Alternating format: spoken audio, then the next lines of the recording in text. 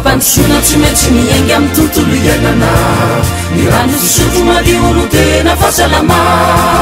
ny tany mamokatra sy ny fahaizana manatsy apetrako faholo tantara ianao na vavy na lahy indrindra ny feny valo ambin'ny folo taona miakatra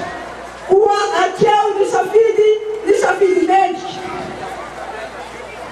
tontolo ivelomana mampiadana tontolo ivelomana mampiadana no vina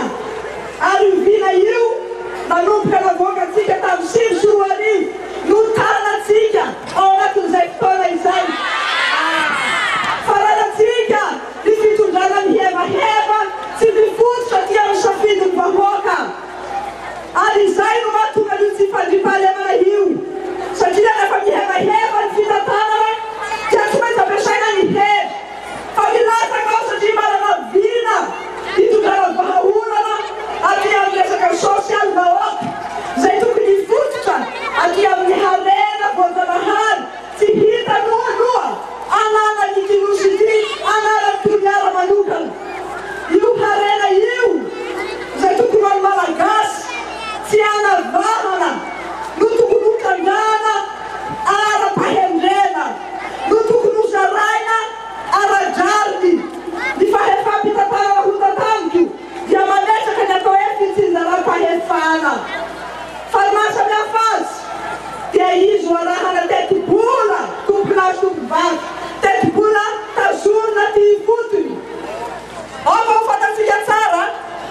fa nandritry ny 50 taona na dilo ny sofina ny hay fa misy ny atao hoe fitsinjaram-pahefana fa inona ny marina dia 5 isan-jato ny vola ny firenena tantanana any amin'ny Folibe ny ray faingodimy averiko tsara ny ray faingodimy isan-jato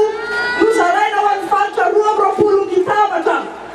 ny telo faingodimy isan-jato no tsopotopotehina ho an'ny commune mahery ny 500 izany no mahatonga ny elanelana amin'ny samy malagasy ny elanelana amin'ny olona miasa ny atsaha sy ny olona miasa ty an-tanan-dehibe ny elanelana amin'ny foko amin'ny fiaviana amin'ny fahaizana ny mahay taratasy sy ny tsy mahay taratasy ary ny loza dia lasa fanavakavahan'ny olona ho fitondrana amin'ny vahoaka izany fitsinjaram-pahefana arahana teti-bola izany